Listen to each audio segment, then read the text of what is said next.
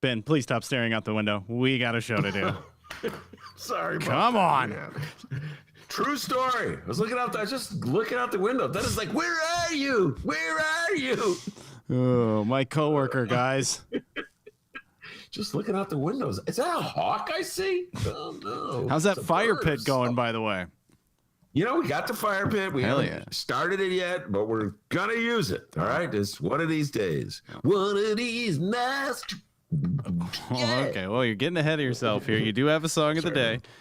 Any fire pit tips you have on the live stream chat, or you can send us an email, bennyjshow@gmail.com. Send them Ben's way. I'm sure he'd like to get some fire pit tips. Okay, your Ben Joravsky show for Thursday, November 19th, is brought to you by the Chicago Reader.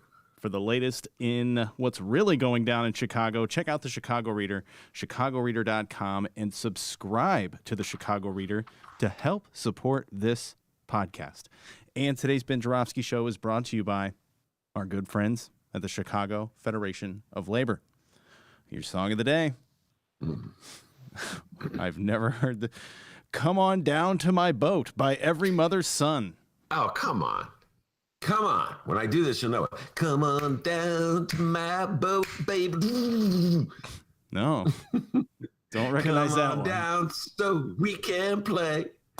One of the worst songs of the 60s. And now it's on my mind. It'll just sit in my mind, lodge there for 24 hours. All right, let's redo that. Anyone else on the live stream chat have a song? I'm just kidding. The Ben Joravsky show starts now.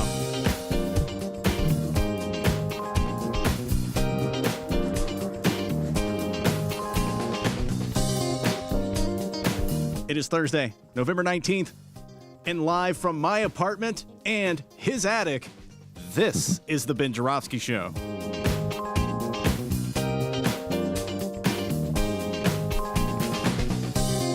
Today on the program, it's our Chicago Reader colleague, Maya Dukmasova.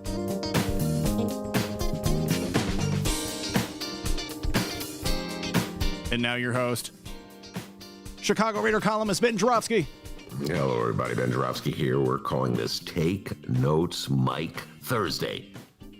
And here's why. So today's paper's filled with headlines about the ongoing scandal involving our favorite House Speaker, Michael Joseph Madigan, chairman of the Illinois Democratic Party, and as I said, Speaker of the House, and the Republicans in Illinois love to hate because he's such a useful tool in their effort to turn Illinois from blue to red. Dems, I hope you're paying attention to this. We'll have much more details later in the show about the latest scandal engulfing Michael Joseph Madigan. The Tribune headline tells it all. Madigan ally, others indicted. The ally being Michael McLean, a former legislator, close friend and ally of Michael Madigan. All these people are accused of funneling money from ComEd to various consultants and on to allies of Madigan. So it's a way to run like sort of an under-the-books patronage operation, which favors the boss's pals. Chicago politics at its scummiest. And of course, Republicans are outraged. Outraged, I tell you. Like Jim Durkin, the state rep from DuPage County, leader of the Republicans in the House. He says the indictment showed Democratic Party under Madigan is a, quote, corrupt organization that has run its course. Subtext, we used Madigan to beat the fair tax and Judge Thomas Kilbride. Now we're going to use him to go after J.B. Pritzker in 2022. Hope you're paying attention, Dems. Meanwhile, up in Michigan, Donald Trump is playing a game of corruption that Michael Madigan could only dream about. Trump's openly trying to steal an election. And what does Durkin or Darren Bailey or the Tribune editorial board or any of the other Republicans in and around Illinois have to say about it? Nothing. How about another song from the 60s, D? Silence is golden, but my eyes can see. Show's over, guys. We're done. We're done. Calling it a day. Republicans out there, I know you're not. I know you see it. I know you see what's going up in Michigan. You may not talk about it. So let me help you out, Republicans. since the cat seems to got your tongue when it comes to corruption by your party. A few details you need to know. Joe Biden won Michigan by over 155,000 votes. He won 51%, and young Donnie won 48%. That means Biden wins. In Detroit, Joe Biden beat Donald Trump by 221,000 votes. So here's Donald Trump and his allies. They're like, how can we win Michigan? What do we have to do to win Michigan? I know. Ding. A light goes on. We got to do what we can to throw out all the votes that came out of Detroit. Then you can move 16 electoral college votes from Biden to Trump. The key body in all this is the Wayne County Board of Certifiers, which must certify the votes. I know these are details and it's complicated, and that's why it's so hard to follow politics, folks. Details. Anyway, Detroit is in Wayne County. Wayne County Board of Certifiers must certify the votes. There are 2 Dems and 2 Republicans on that board. Monica Palmer and William Hartman are the names of the Republicans. Remember those names. On Tuesday, the Dems voted to certify the election results, and the Republicans voted not to certify. A tie means no certification. A case moves to the states. Republican member Monica Palmer offered a compromise. She said, I would be open to a motion to certify communities other than the city of Detroit. Oh, there's what kind of compromise is that? What do the Dems get out of that? Hey, let's see. We throw out all the Democratic votes and keep all the Republican ones. Not quite seeing what we get out of that. Here's my counteroffer, Republicans. I'll agree that you decertify Detroit if you agree to decertify all of Texas except for Austin. That sounds fair to me. So you end up getting the 16 electoral college votes from Michigan, and Dems end up getting the 38 electoral college votes from Texas. As long as you're just playing election games like it's Monopoly, what the heck, huh? Why can't any Dem think like that? Wait, the drama in Michigan is not over. Residents of Detroit pointed out the obvious. There's no evidence to warrant a non-certification. It's just a backdoor attempt to keep black people from voting. Okay, you couldn't stop black people from actually casting a ballot, but discarding their votes is the next best thing. Under pressure, Monica Palmer and William Hartman flipped. They'd been a bang, and they voted to certify. But wait, the drama's still not over. That night, Donald John Trump called Monica Palmer. Yes, the president of the United States called a state official or a county official in charge of certifying the election. And according to Detroit News, Monica Palmer said she did not know how long the phone call with Donald Trump lasted, saying there was a lot of stress and adrenaline that night. Quote, he was checking to make sure I was safe after seeing and hearing about threats and doxing, Palmer wrote in a text message. Well, that's really nice of Donald Trump to show concern from a relatively unknown bureaucrat in Michigan. Of course, he had a different reaction when Michigan militiamen were arrested for plotting to kidnap Michigan's Democratic governor, Gretchen Whitmer. Then it was more like, well, she kind of had it coming because of her stay-at-home order, just saying. That's one hell of a tongue twister. Michigan militiamen. I know, it's tough. Ugh. Try putting MAGA in that. I originally had MAGA. Michigan militiaman MAGA wearers. That's tough. So after calling Monica, Trump called William Hartman, the other Republican member. That's unbelievable. He called them both. Oh, William Hartman. I thought you said Tom Hartman. No. Beats. Hi, Tom Hartman here. Hey, quick question. You like gold? Can you imagine if Tom Hartman were in the Wade? It'd be in the bag for the Democrats. Trump can call Tom Hartman all he wants. But William Hartman's a different animal. Well, sure, Daddy, whatever you say. So, all right, so follow me on this, folks. First, Monica and Willie voted to not certify. Then they flip-flopped and voted to certify. And then after a phone call from Donald Trump, they asked to rescind the certification. So if you're keeping track at home, it's like, no, yes, and now no. And I make fun of myself for flip-flopping. I'm Michael Joseph Madigan. Just did that for Dennis. He loves it when I do the. Oh, I'm not the only one, all right? Coming soon, boing, yoing, yoing, yoing t-shirts from the Ben Joravsky Show. That's actually not bad. Can you imagine the outrage from Durkin, Darren Bailey, Tribune editorial board, and Rob Blagojevich, the public faces of the Illinois Republican Party, if Michael Madigan were to call the election boards throughout downstate Illinois to get them to decertify Thomas Kilbride's decertification vote? They'd be foaming at their mouth. Madmen. Oh, the hypocrisy of Republicans. Dems, the only Democrat in the state of Illinois who plays the game like Republicans is Michael Madigan. And that is why Republicans are so eager to get him out of the game. We got a great show today, everybody. Maya Dukmasova will be here. Maya. Yeah. Let's go. Table so hard, like the monitor's blurry now. Oh, there we go. Oh, excellent. Excellent. That's a things to do in the coming weeks. Get a new monitor, and it'll have a camera. Okay, I'm moving up in the world. Ben, you love the people so much. You know they love when you hit the crap out of your table. You know, you're a man of the people.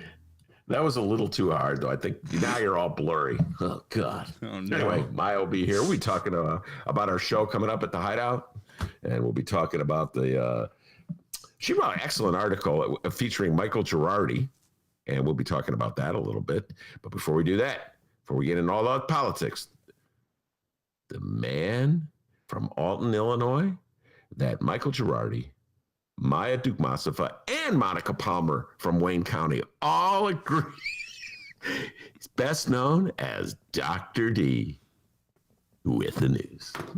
How's it going, guys? Oh, and along with the new Ben Joravsky Show Boing Yoing Yoing Yoing t-shirt, a fundraiser to get this guy a new damn computer. Monitor.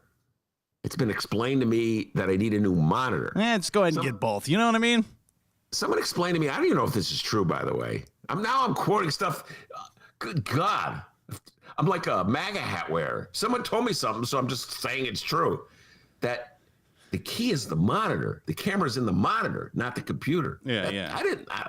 But you were talking about like viruses and stuff like that. Let's just go ahead and get a new computer, you know? Look, Mark Zuckerberg. Oh, yeah, I need that. Yeah, come on.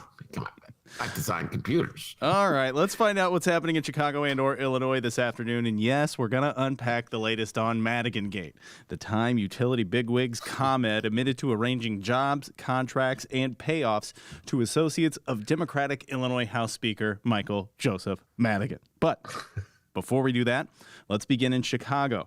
The road to 26, but technically 25, continues. Chicago Mayor Lori Lightfoot is now just a few city council votes shy of the goal as she looks to approve her 2021 budget plan.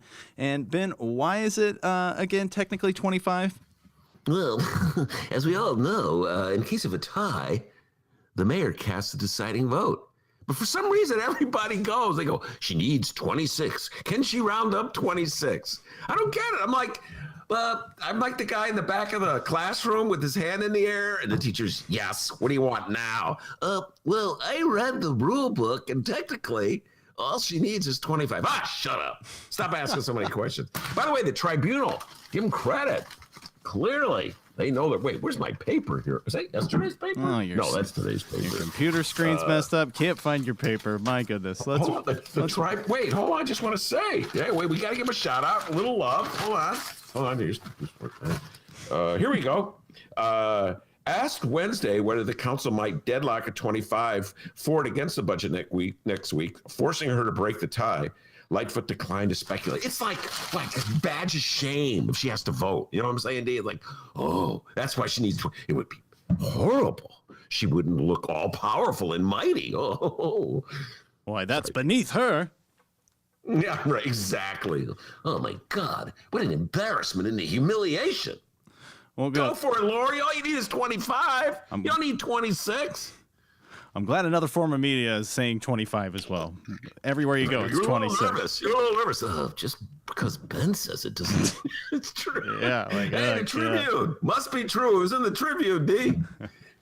On Wednesday, the Finance Committee approved the $195.7 million revenue package, including a $94 million property tax increase, and that gave her 21 more votes.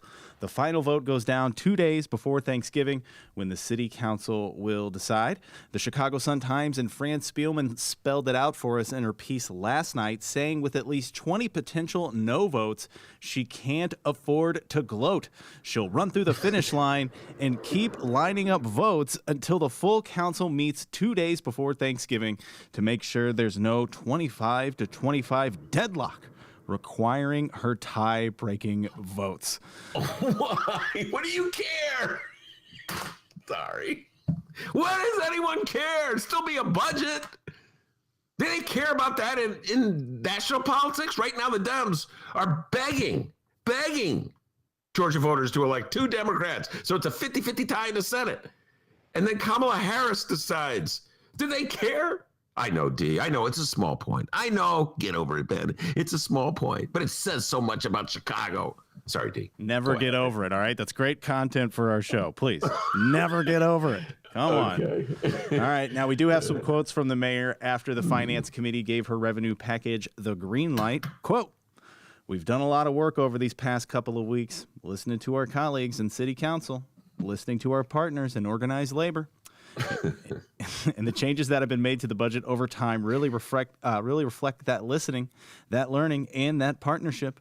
Lightfoot said the relative ease with which her revenue package and massive borrowing cleared its first hurdle shows a majority of aldermen understand their responsibility to, quote, meet the challenges that this very difficult year has presented. I'm sorry, man. The mayor went on saying, quote, "Our residents expect us to lead. They expect us to step up and make the hard decisions, particularly in difficult times like these. I'm grateful. We take nothing for granted.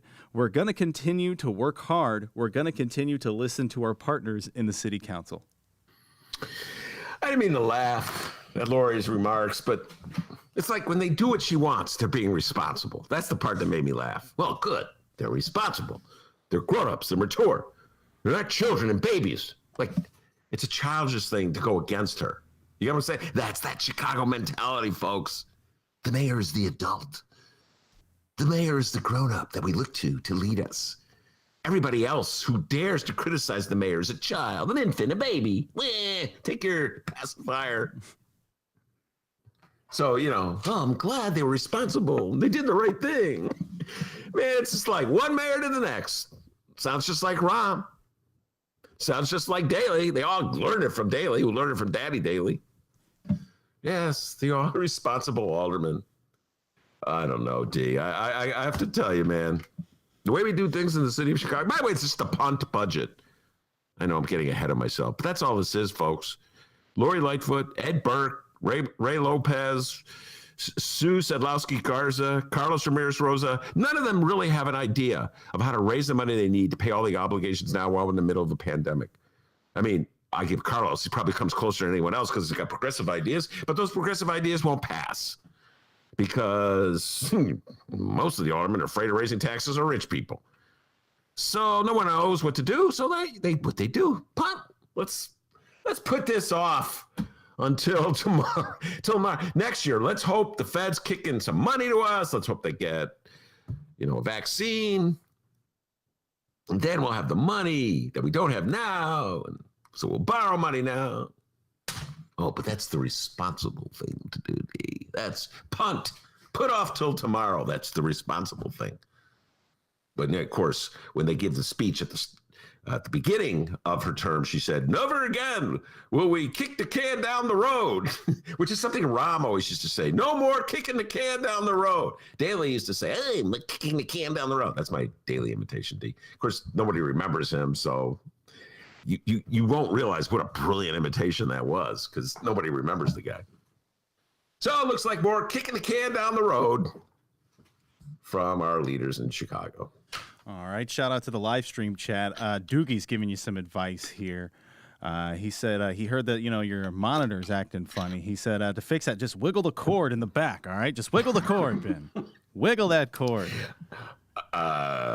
I'm not going there. Wiggle the cord sounds obscene. Okay. All right. I wasn't thinking that. It's an old Ben Joravsky show joke. Just jiggle the cord, man. Remember? Yeah, no, I remember the joke, and that's generally how I fix things. But I'm a little worried, like doing it in the middle of the live show. Yeah. Like, what if the whole thing just crashes? I'm not touching anything. God. Okay, yeah, please don't. Once again, the final vote goes down 2 days before Thanksgiving. Ben, you think that 25-25 tie is going to happen? What do you think is going to go down here? I kind of hope it happens. Oh. I want it to happen. I really want it to happen. So then Chicago must confront the fact that life goes on with a 25-25 vote. And maybe we could, it's just like, it's funny watching Chicagoans as they confront things differently from the way we used to do it. So for a long time, it took Chicagoans a really long time to realize that we have a runoff system for electing mayors. Because we've always just, rubber stamped the Daley. Oh, well, Daley's running. We got to vote for Daley. His name is Daley, Ben. Come on, vote for Daley. You don't want Chicago to be like Detroit, do you? Vote for Daley. So, all of a sudden in 2015, Rahm didn't get over 50% of the vote. Chicagoans wake up and go, oh, my God, we have a runoff system. So now Chicagoans are going to wake up one day, D, and realize, wait, the mayor can just pass a budget with a 25-25 tie. She doesn't need 48 votes. It's not like a macho contest with Mayor Rahm and Mayor Daley. So, yeah, I'm rooting for 25-25. And then she has to cast a deciding vote. And then I get to read all the articles and all the mainstream papers going, what a humiliation it was for Mayor Lori Lightfoot. There was nothing like this ever in the days of Mayor Rahm. Like anybody would want it to go back to the days of Mayor Rahm. Say this about Lori Lightfoot. She may not get 48 votes from the Chicago City Council, but as of yet, I know of no evidence that she concealed evidence of a murder, which Mayor Rahm did, if you recall. So I'm just saying, folks, I know the bar is low when it comes to comparing Lori to Rahm, but I'll take the 25-25 tie over the 48-2 votes in a heartbeat over concealing evidence of a murder. Go ahead, young man. By the way, no public events scheduled for Mayor Lightfoot. How did you go from sharing stories over the years to deciding to write a book? Good question, Mayor. Good question. All right, let's talk marijuana news. We have another recreational cannabis license debacle to talk about. So far, it's been a hot mess. For those who don't know, Illinois has put together a lottery system for awarding licenses to potential recreational cannabis shop owners. But so far, the state hasn't technically been awarding the licenses. With the ability to pay for and enter more than one application into the lottery, and they're kind of selling the cannabis licenses and leaving people who aren't rich enough to buy like 30 applications in the dust. Now, we have someone who claims to have a problem with the applications process, but after you hear the story, you may just realize that the application process had a problem with him. Now, Ben, you already know this, but at the Chicago Sun-Times, when it comes to marijuana, he's on it. The following comes from Sun-Times reefer writer Tommy Two-Joint Shuba.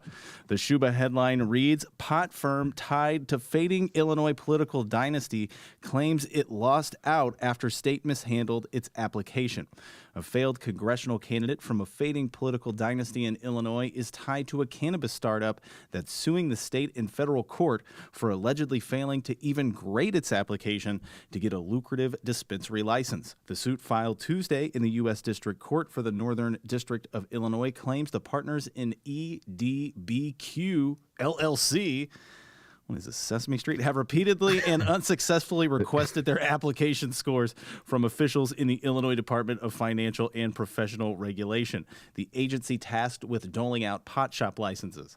If the application had been scored, the suit holds that EDBQ would have likely received all available points and become a finalist to open a dispensary. While the lawsuit frames many of the current finalists for the next round of pot shops permits as politically connected insiders, this Falwell comes from a family that traces its roots to DuPage County's original settlers and has sent members to Congress and state legislature. All right, now here's where it gets weird. Shuba took the deep dive on this Falwell feller and learned that Illinois Republicans pulled their support for Falwell's congressional race over posts on his campaign's Facebook page that appeared to support conspiracy theories about the 9/11 terror attack and the 2012 Sandy Hook mass school shooting. More recently, Falwell has used his personal Facebook page to boost unfounded claims about election fraud and the coronavirus pandemic. Just last week, he posted an alarming caption alongside an article about the far-right Proud Boys' plan to attend the recent Million MAGA March. And Falwell wrote in all caps, "Just let us know, and we'll be there, armed." Ben Joravsky, your thoughts? Wow. First of all, great story, Tom Schuba. You are really on a roll. Tommy, of course, did the one we talked about earlier in the week, having nothing to do with reefer, about old man Mayor Daley's, what is it, great-grandkid? Check out that riff I went on him about that. That story is old man Daley a racist. That was the issue there.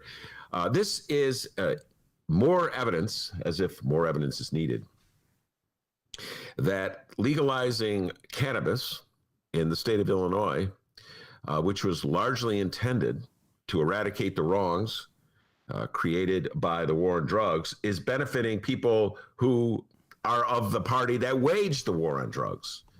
More hypocrisy from the Republicans, more hypocrisy from just white people in general, D. I mean, I don't want to say that, but it's just like the whole war on the whole way in which we made it seem as though smoking marijuana was the absolute worst thing they could do. And then as soon as it gets legalized, Republicans who are leading the charge in that are running out to get licenses to sell marijuana. It's so blatantly hypocritical. And again, one more time, Republicans, you're mad at Michael Madigan? This guy Falwell, what a joke. And when you read the details of Tommy Schuba's article, you could see that his firm did what they had to do, placing people who were either veterans or black in positions that looked like they were in control of the company, so the company would be the beneficiary of rules that grant extra points to veterans and black people. Sounds like a front operation to me. Now they're suing. Now they're suing the state so that they get to the front of the line. I don't know, D. I wish the case gets thrown out. I hope they just start all over again with the awarding of the licenses, or just increase the number of licenses that get awarded, because this is so unfair and so blatantly hypocritical just the Republican Party in this particular case. Never did any lifting whatsoever in the fight to legalize marijuana in the state of Illinois. Just want to remind you that. In fact, they fought it.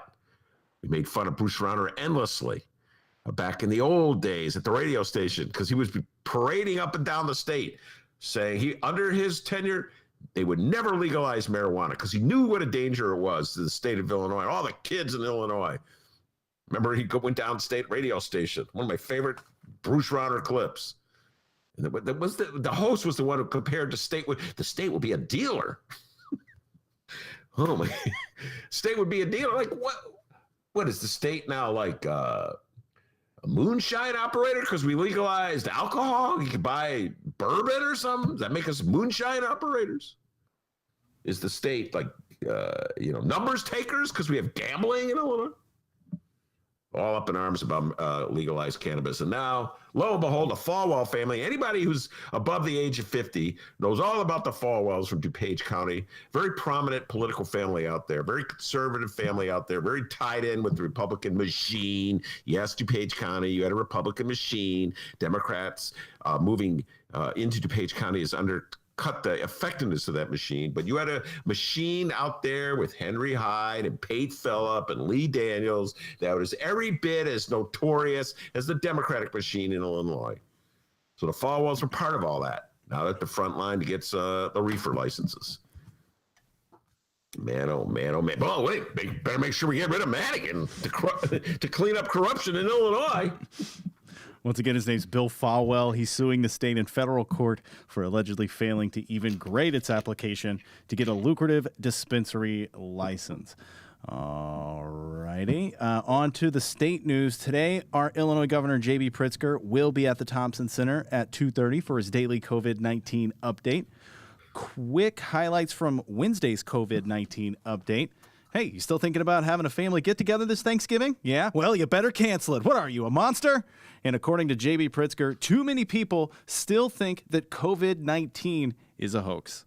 Doctors and nurses tell me that some people who come into emergency rooms with COVID, sometimes struggling to breathe, are screaming at hospital workers about how the disease is a political hoax or some sort of hospital profit scheme. It's beyond tragic for all involved.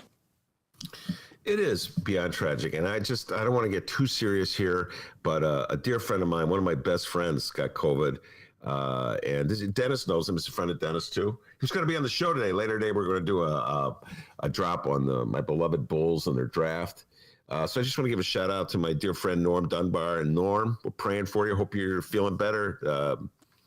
He just told me, I hadn't heard from him in a while, D, and so he says he's feeling better. He sent me a text, but it was pretty rough. So it's rough going. It's no hoax. And shame on the Republicans out there for perpetuating this notion that somehow it's a hoax. Anything to reelect Donald Trump. That's really perhaps the most disgusting thing they've done, most shameful thing they've done in this. Well, there's a lot of competition in this 2020 year. But anyway, I just wanted to briefly say all my love to Norm, and we're rooting for you, and hope you get better real soon. All right, now let's talk Madigan Gate. We have two stories here, and we begin with last night's work from the Sun-Times, John Seidel, Mark Brown, Rachel Hinton, and Tim Novak. Federal prosecutors marched deeper into House Speaker Michael Madigan's inner circle Wednesday, charging longtime confidant Michael McLean and ex-ComEd CEO, oh boy, I'm going to butcher this name, Ann Pramaguri, in a bribery scheme designed to curry favor with the powerful Southwest Side Democrat. Also named in the 50-page indictment are ex-top ComEd lobbyist John Hooker and Jay Doherty, the former president of the City Club, which, by the way, Ben went to. I talked him into going to a City Club meeting. We have the certificate to prove it, man.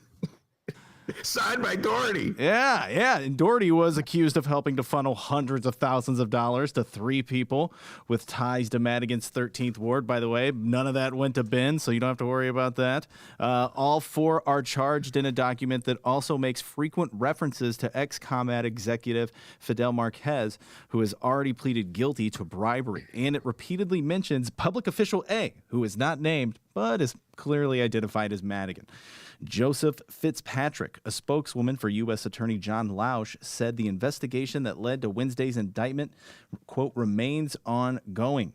McLean, 73, Pramaguri, 62, Hooker, 71, and Doherty, 67, are each charged with bribery, conspiracy, bribery, and willfully falsifying ComEd books and records. Oh, boy. By the way, the one thing I enjoyed out of this, they're all older than me. You see, I'm the oldest guy, but boy, I feel pretty young. I'm a spring chicken compared to the guys who are going down in the Michael Madigan Commonwealth Edison scandal. Yeah, what a scandal this is. This is classic. For years and years, powerful Democrats like Michael Joseph Madigan. To have power, what they do is just hire their cronies, friends, and acolytes, put them on the payroll, and then insist that at election time, go out and harvest that vote. And a whole series of successful anti-patronage lawsuits have just undercut the effectiveness of patronage, the old-fashioned kind of patronage, in Chicago and in Cook County in the state of Illinois. Republicans did it too, folks. Just to remind you, we were just talking about the Falwells of DuPage County. Pate Phillip, man, it was the tollway authority. They called it the Taj Mahal. Isn't that funny how Republicans just forget the scummy stuff that they do? They're just so outraged by Michael Madigan. Yeah, the Taj Mahal. I remember the Taj Mahal. It was the tollway authorities headquarters out in DuPage County. They had so many patronage hacks, down in the basement, filing papers. Republicans played that game too. But anyway, a whole series of anti-patronage rules have undercut the effectiveness of political patronage, traditional political patronage in the city of Chicago, the state of Illinois. So they got a little more creative, D. You got to give Madigan credit, Oh, you stop me here, I'll do this here. So apparently, allegedly, allegedly, got that? Oh, yeah. Don't forget that word. Oh, that's always there. Allegedly, they cut a deal where Commonwealth Edison gave money to various consulting firms or law firms, what have you, and they turned around and hired cronies of Madigan. There's some great quotes. I don't know if you're going to get into the great pre-show planning. So it's just let's. Madigan has responded. I have the press release, and we're going to read it. But now comes the question we always ask on the Ben Joravsky Show when it comes to Mike Madigan press releases. Did Mike Madigan actually write it? Ben, what do you think? Oh, no way. No. Come on. No. That's always the answer. No. My good friend Steve Brown, my good friend. You know what? They should just let Steve be the public. Steve should talk. You know what? Steve wouldn't pull a Wizard of Oz stunt. He'd be out there facing the cameras. So yeah, if I had to bet money in Vegas, this press release was crafted by our old friend Steve Brown. All right, Madigan said in a lengthy 2-page statement today, and guys, don't worry, we're not reading the whole thing. No, I want to hear the whole thing from start to finish. Feel free to do that at capitalfax.com. FAX like a fax machine. Rich Miller's the man. The indictment, okay, this is the press release. Here we go. The indictment returned Wednesday does not allege any criminal misconduct on my part. I have not been accused of or charged with any wrongdoing. If they even harbored the thought that they could bribe or influence me, they would have failed miserably. I take offense at any notion otherwise. To the extent anyone may have suggested to others that I could be influenced, then they, too, were wrong. Had I known about it, I would have made every effort to put a stop to it. If there was credible evidence that I had engaged in criminal misconduct, which I most certainly did not, I would be charged with a crime. But I have not. And with good reason, because there's nothing wrong or illegal about making job recommendations, regardless of what people inside ComEd may have hoped to achieve from hiring some of the people who were recommended. The truth is that I never engaged in any appropriate or criminal conduct, despite baseless speculation alluding to the contrary. I have always gone to great lengths to ensure my conduct is legal and ethical, and any claim to the contrary is false. I have always steadfastly worked to build a strong Democratic Party and House Democratic Caucus in an effort to help the hardworking people of Illinois. Well, having heard that, I stand by what I said. I don't believe he wrote it. It sounds like a committee of people wrote it, and then he edited it. I think I'll bet you anything Steve had a hand in it, because the most creative aspect of the whole sentence, of the whole statement that you read, was the sentence where he used the word harbored. I think Steve Brown is probably the only guy who could have figured that one out, because he is a pretty good wordsmith, Steve Brown. So I think Steve Brown wrote it with assistance from some lawyers, and Madigan weighed in there. Well, put this in there, put that in there. Mention apples. No, just kidding. So what can I tell you, D? I'm just going to repeat what I said at the outset. What he is accused of doing, in my humble opinion, what he is accused of doing, in my humble opinion, means he should step down on his own as Speaker of the House and not put us through all this stuff. It's one thing not to be innocent of the charges, and it's another thing to be to allow yourself to be the tool with which they destroy the party and the unions and the laws and that you love. I feel for the good of the party, he should step down. It's kind of how I felt all along on this one, and I'm torn on it because he did stand up to Rauner. But I'll just repeat this. Putting guys on the payroll through Commonwealth Edison, what's worse, that or calling the jurors who decide your fate and get them to flip their votes, which is what Donald Trump did in Michigan? So there's so much corruption, there's so much scandal in our country and our city and our state now. It would be really great. Talk about this country coming together to attack COVID. What if the country came together to attack the scandals and corruptions and the overreach of powerful people?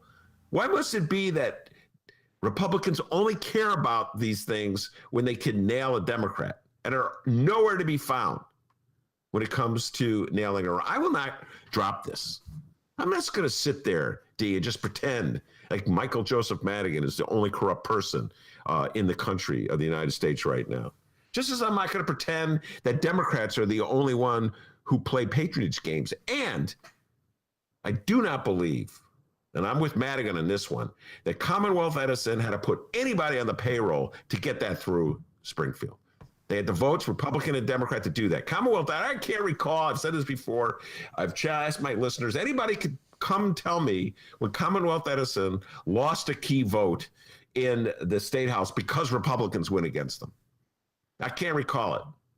So this is like another example of powerful people trying to curry favor with Madigan because that's how they play the game. And this has been going on for a long time. It's powerful property owners downtown play this game. That's why they hired Ed Burke. That's why Donald Trump hired Ed Burke. You feel this is what you have to do in Chicago. Guys, I got it. I've said this many times. You didn't have to hire Ed Burke for your property taxes. You didn't have to hire Michael Madigan for your property taxes. You probably could have hired Dennis, and he'd have gotten you that tax break. He's a smart guy. Hey, how's it going? Figure it out. We'll figure it out. We'll figure it out, you know? May take like 4 or 5 tries. We'll get there. I don't even think it would take that. I think one try, he'd figure it out. Yeah, you fill this form out. You did. It's not that hard. I mean, I couldn't do it. I'm bad at math, and, you know, I get all mixed up with the dyslexia, but he's pretty good at this stuff. So I just think that a lot of hypocrisy here, D. A lot of hypocrisy with this Michael Madigan, this crusade to save the state of Illinois from Michael Madigan and leading the charge. I love it. Blago. That's hilarious. The Republican Party, they're outraged. They hate corruption in the state of Illinois. By the way, the most popular man at Republican Party fundraisers, Rod Blagojevich. I'm a Trumpocrat. I want him to run, D. Trumpocrat, that's right. I want him to run. Blago, please run for governor as a Republican in 2022. I don't think he can, right? Wow, change the freaking law.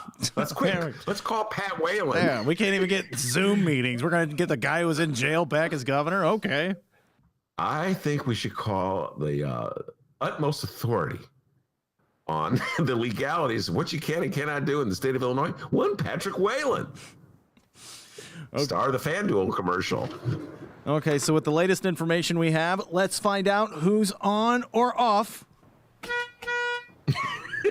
There is a bus parked outside, a bus waiting to roll over our Democratic House Speaker, Mike Madigan.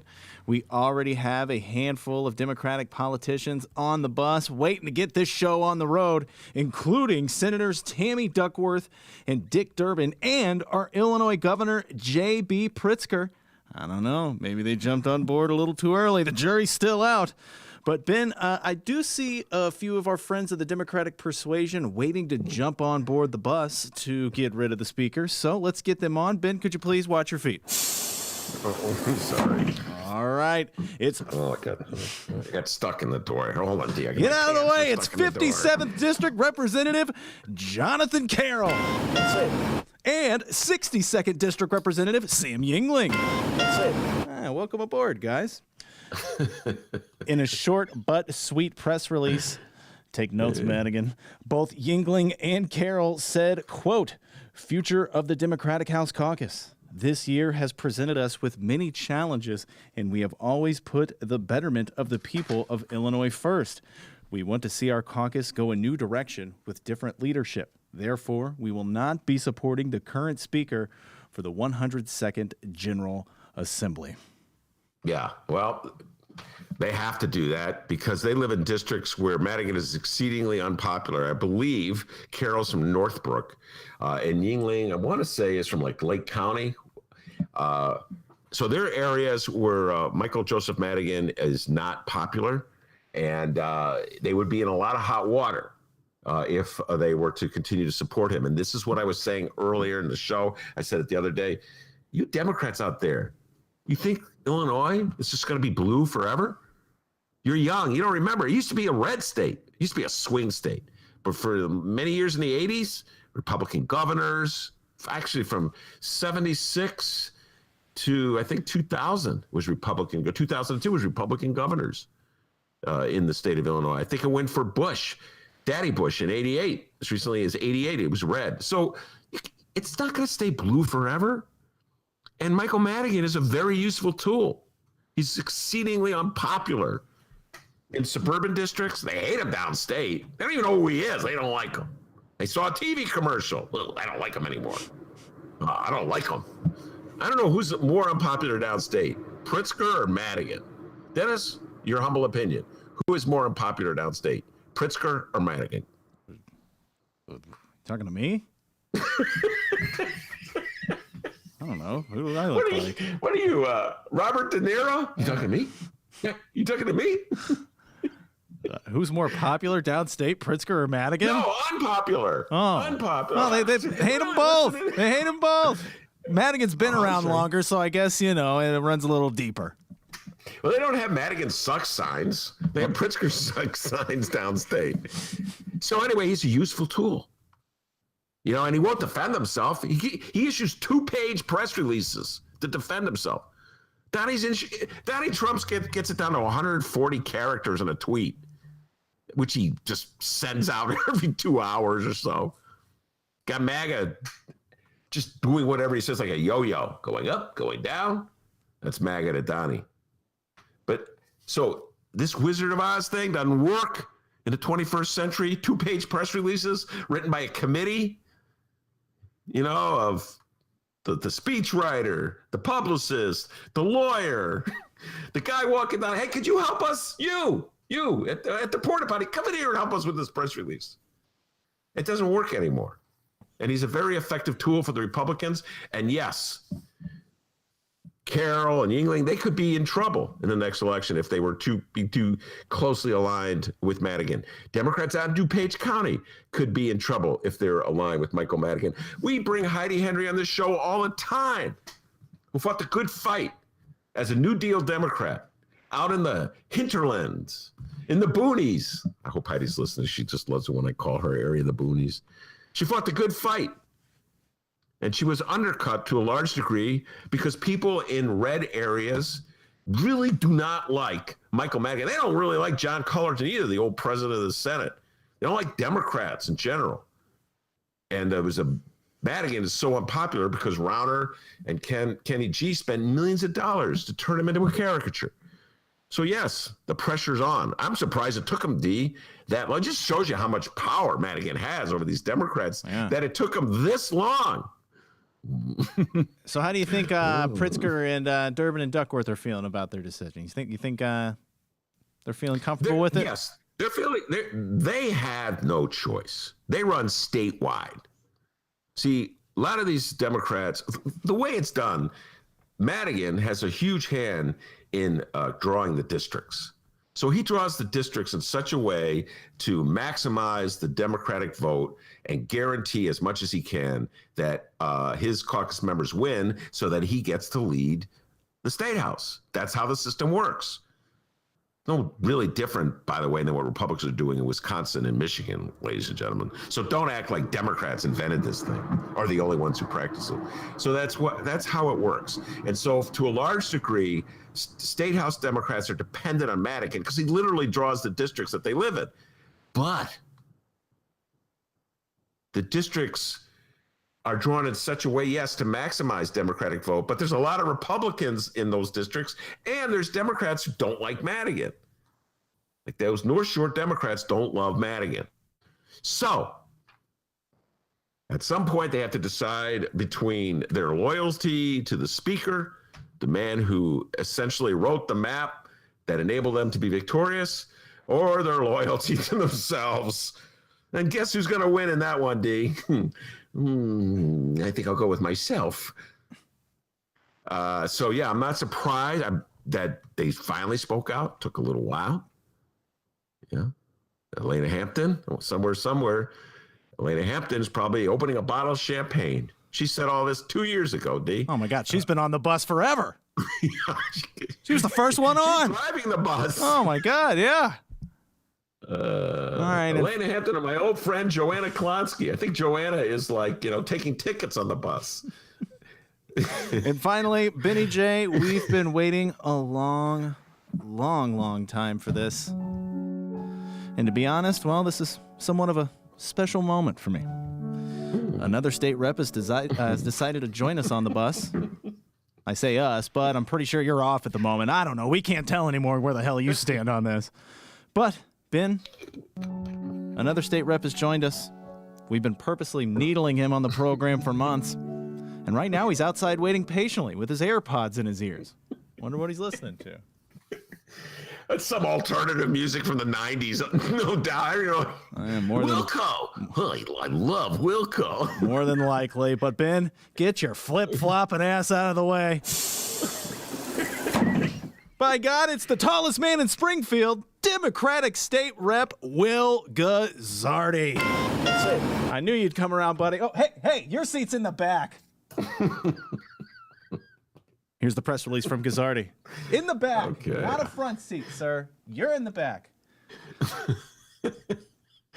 Here's the press release from Guzzardi. In so many ways, our state is at a crossroads. We face unprecedented political, economic, social, and public health crisis, and they are compounded by Illinoisans' lack of faith in our government to lead our state fairly and ethically. The charges announced last night only confirm what we already knew. The old ways of doing business in Springfield will not be adequate to rise to our present challenge. Hey, I said in the back. Sit in the back. all the way in the back. Sorry, guys. Guzzardi's Give me trying the to... aisle seat, Elise, so, you know, you can stretch out. All right? You get an aisle seat.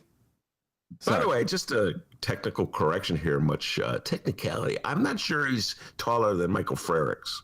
Just saying. I don't know. Jury's still out, buddy. All right. Frericks a tall guy. All right, let's Big get back guy. to the Guzzardi statement here. The Oh, old sorry, ways, man, sorry. the old ways of doing business in Springfield will not be adequate to rise to our present challenges. We will need new, transformative leadership to meet this moment. I join many of my fellow House members in asking Representative Madigan not to seek re-election as Speaker of the Illinois House. If he does, we will not be voting for him. And without our votes, we do not believe he will have the requisite number to be reelected as Speaker. It is time for our House Democratic Caucus to decide on new leadership for the 102nd General Assembly. This is a historic moment, and I look forward to the discussion with my colleagues on a transformative new direction for our caucus. With Guzzardi, that now makes 15 state reps asking Madigan to resign and 15 state reps on the bus. Ben, I guess we just got one final question really here. You on or off, bud? Right now,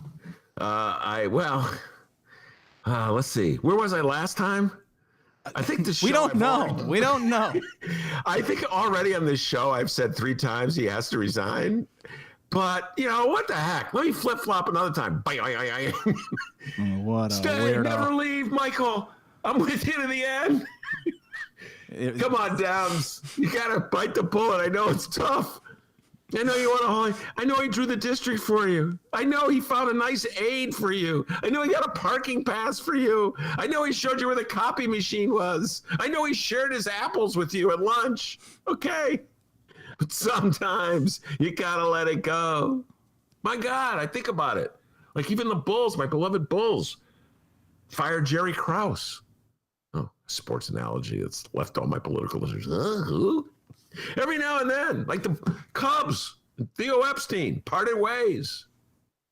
If we're lucky, the Bears will part ways with Ryan Pace. Every now and then, you just gotta let it go. All powerful people. City of Chicago finally let it go with Richard M. Daley. Well, he gave up. I guess we'd still be electing him. I like Daley. I think he really cares about us, Ben. But so you gotta let it go, guys. And Will Guzzardi, let me just tell you, D.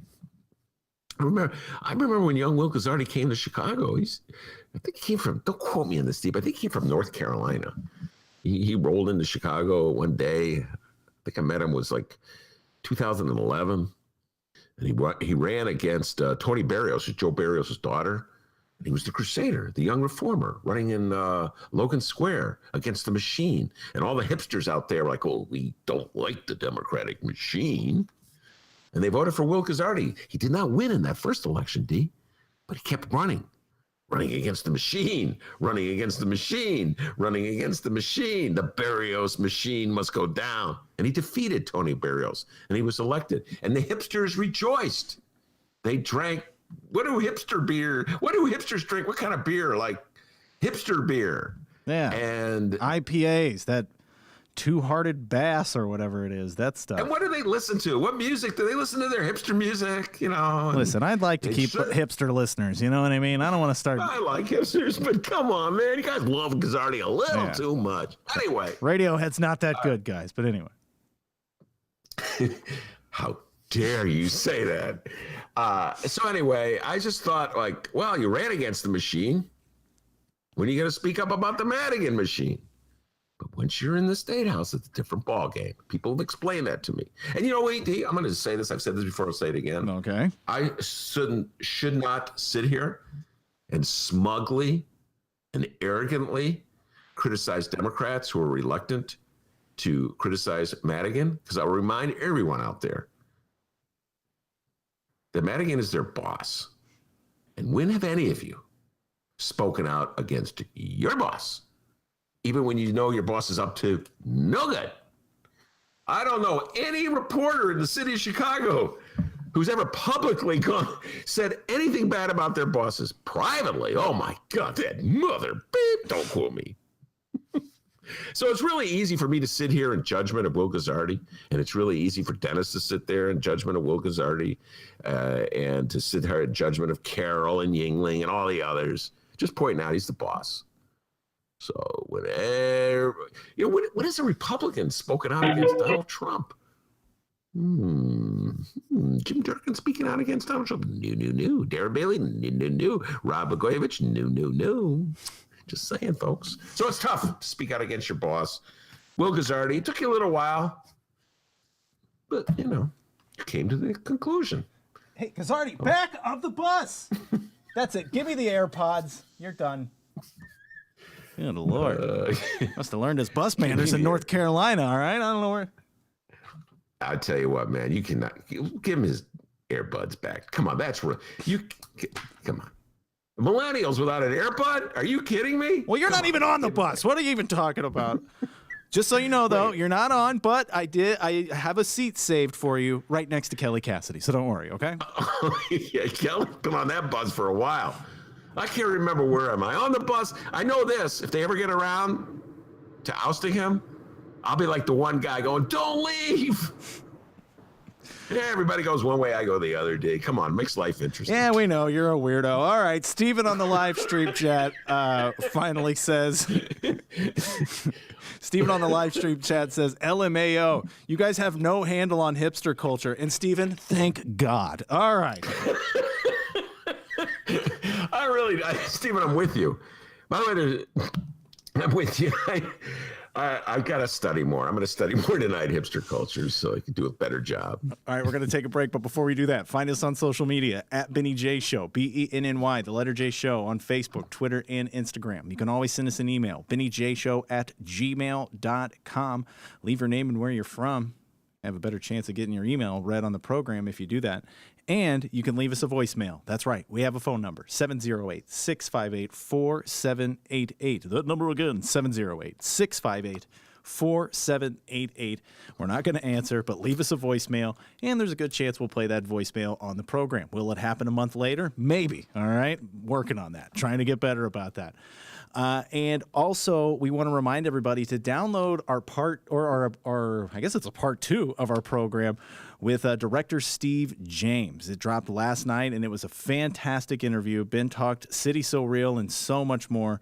It was a great interview with the one, the only Steve James. We're going to do a lot of City So Real projects coming up very soon, so be on the lookout for that as well. All right, we're going to take a break here. By the way, you can find that at the Chicago Reader website and wherever else you download your favorite podcasts. Okay, we're taking a break, and when we come back, my Dukmasova returns. It's the Ben Joravsky Show. We are live from my apartment and Ben's attic. Don't go anywhere.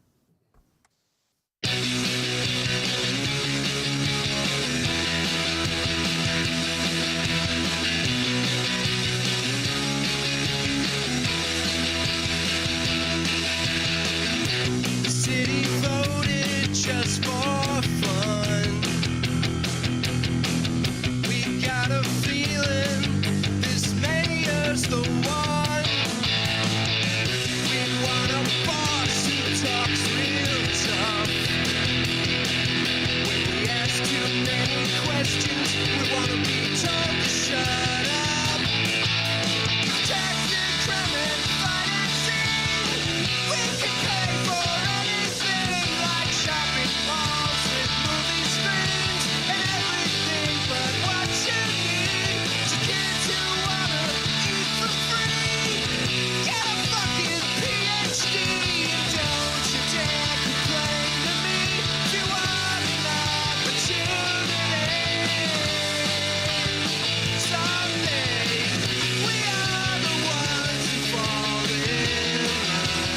Trumpocrat.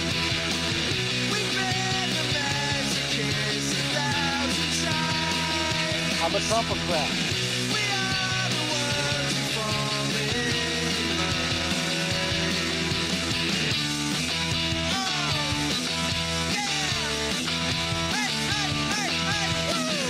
They say they want to level with you,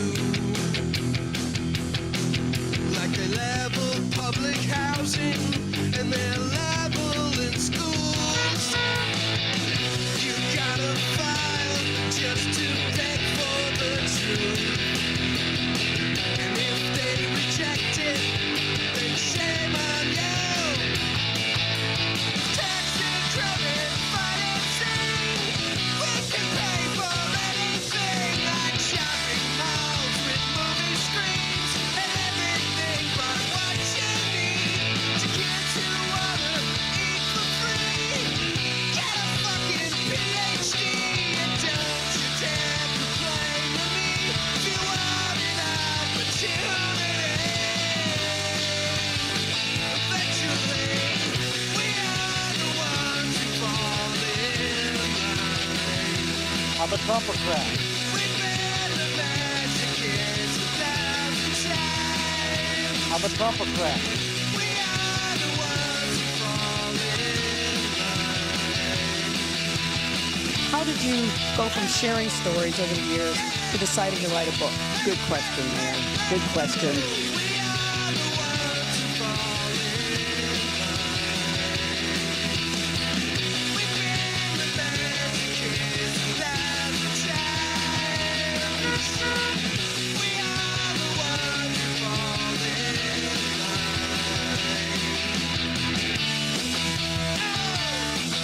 yeah! Hey, woo!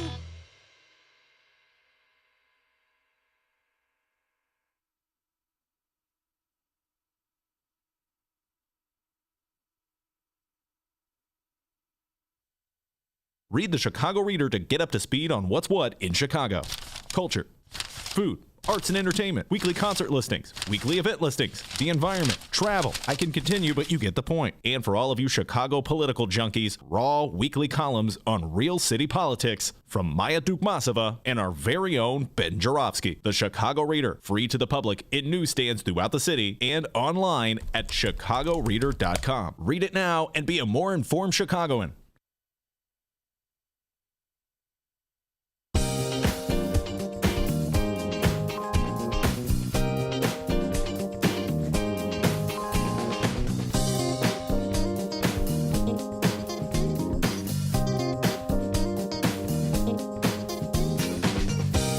Hour number 2 of your Ben Joravsky Show is brought to you by the Chicago Reader and the Chicago Federation of Labor.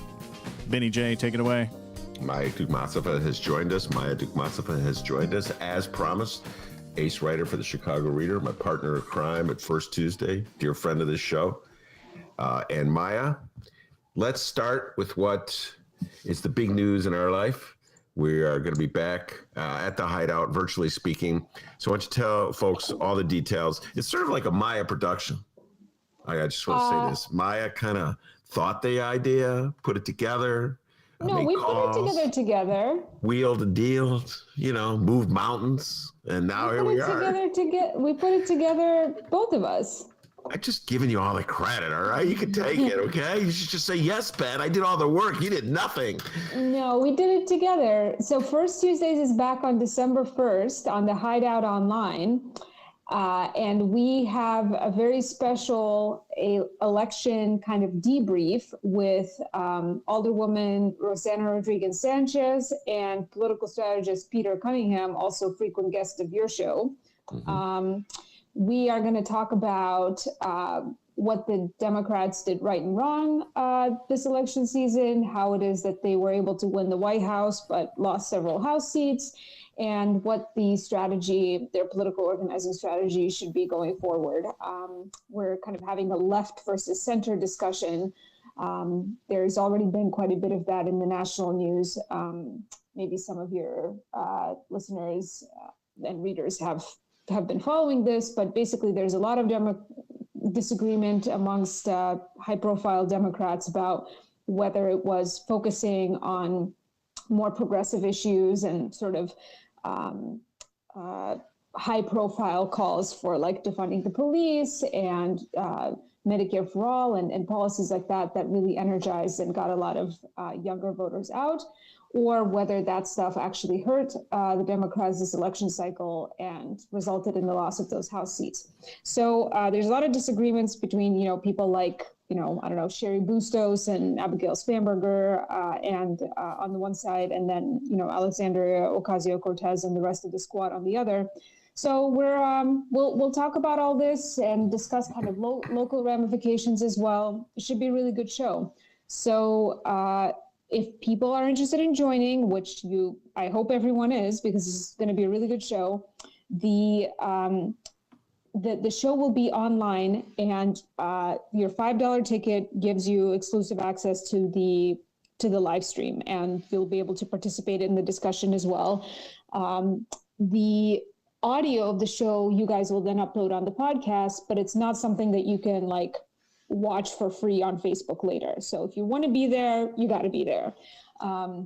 If you're looking for tickets, you can either find us on Facebook. There's a Facebook event page for this already. First Tuesdays, Left versus Center, or you can go to noonchorus.com/hideout, and that's spelled NOONCHORUS.com/hideout.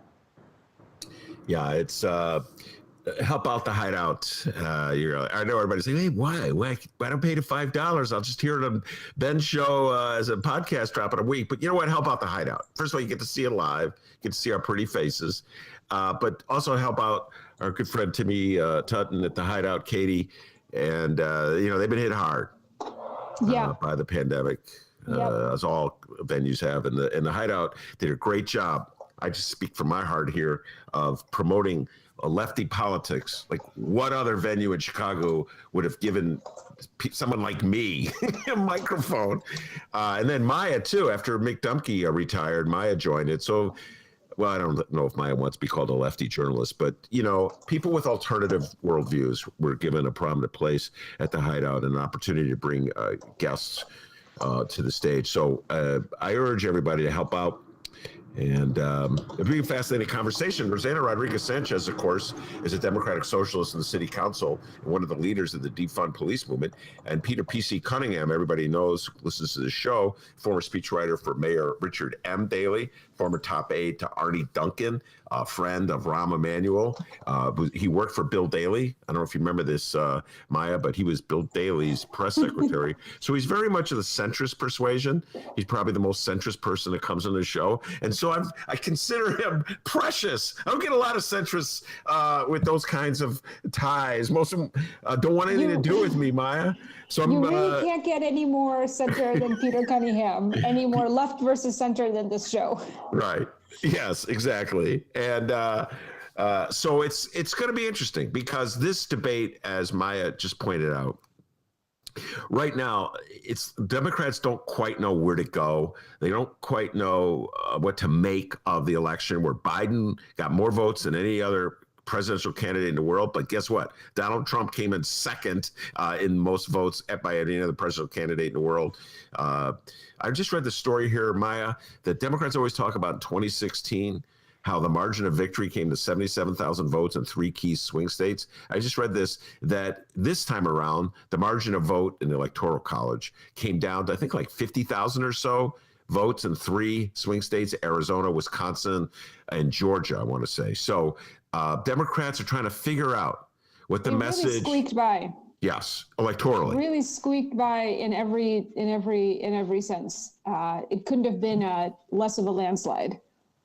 In terms of Electoral College, in terms of popular vote, which the rest of the civilized world uses popular vote, it is arguably a landslide for Biden. At least I think his margin is greater than Ronald Reagan's was against Jimmy Carter, and they call that a landslide. So anyway, I'd be really curious to see where Peter Cunningham, if there's any common ground between the centrist and the Democratic Socialists as to what lessons Democrats should take away that they do better.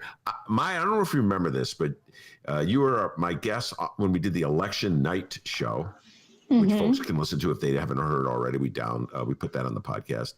And I don't know if you remember what you were saying. You were kind of in a bad place because Florida had gone for Biden.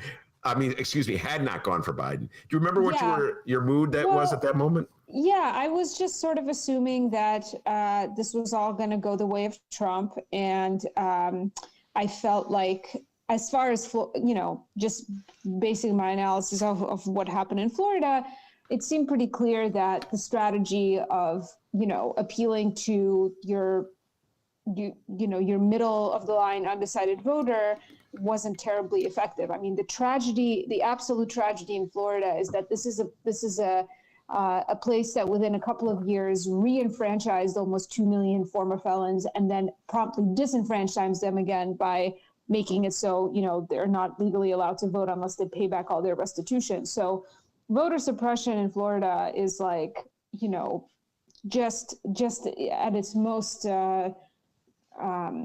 raging expression. And I'll be really curious to hear what Peter Cunningham and Rosanna think about, what lessons we should draw from results in a place like Florida. I mean, are we supposed to continue, where the Democratic Party is supposed to continue to try to fight for these racist Cuban folks in Miami, while there's 2 million disenfranchised people who are supposed to have their rights to vote restored, standing alongside them. So, yeah, I'll really be curious to hear what they think about what's the strategy going forward, and then also, how long can you pursue the sort of middle of the line, quote unquote, swing voter, which, by the way, again, I really am skeptical about whether or not there is even such a thing as a swing voter in 2020.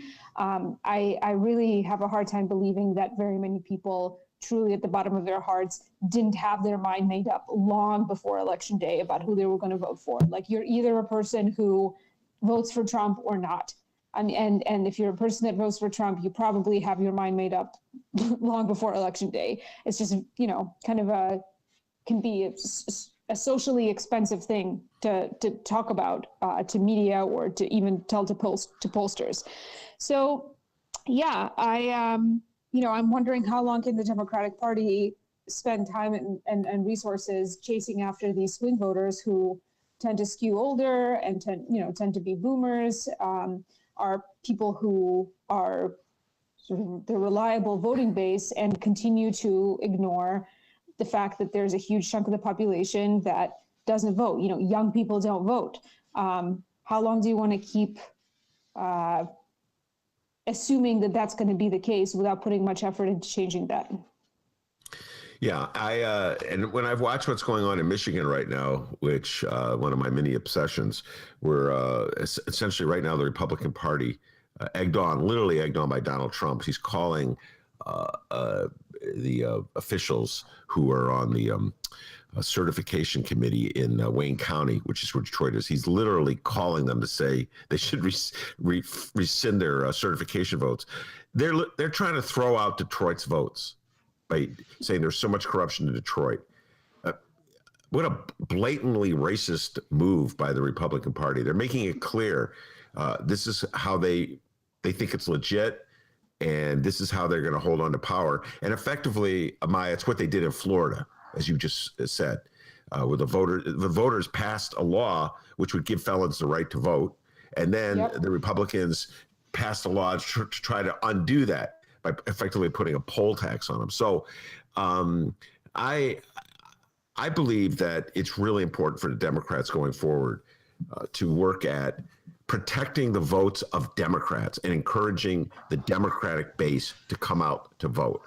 That should be their number one priority, above and beyond hoping and praying that they could, slice off 2%. It was at 1.5% of Trump votes that they were aiming to slice off. I don't know if they're going to ever get that much, maybe 2% now. So I'm with you on this. I actually think Peter Cunningham may be more in agreement on this point than we anticipate. But it'll be interesting to see. He'll be up there with Rosanna Rodriguez Sanchez, who, by the way, I don't know. I know I sent you this text. As soon as word emerged that Biden may be considering making Rahm Emanuel the Secretary of the Department of Transportation, Alderwoman Sanchez sent out a letter on change.org petition saying, do not put Rahm in your cabinet, Joe Biden. Yeah. And it's gotten many, many signatures, and I'm with her 100%. You know, I want to know, again, like in the year of our Lord 2020, is there anybody outside the Beltway who just has like, you know, is there anybody other than people who have some kind of personal relationship with Rahm who likes or cares about Rahm Emanuel? What is the Rahm Emanuel like constituency in 2020? Like, who is out there having any feelings about that aren't negative about Rahm Emanuel anymore? Maybe Peter can tell us. Yes. Maybe poor Peter. Peter's listening to this show right now. I'm not going. No, come on, PC. You know we love you. We'll be nice to you. Your question is a very good one. We'll see what Peter says. To answer your question, no, nobody other than the Beltway. Nobody other than George Stephanopoulos. Where then my next question would be, like, what is he good for? What will he be good for as transportation secretary? This guy's good at one thing and one thing only, which is raising a ton of money and getting elected in, you know, a place that has a good deal of well-to-do white liberals. What's he going to do for the nation's transportation issues?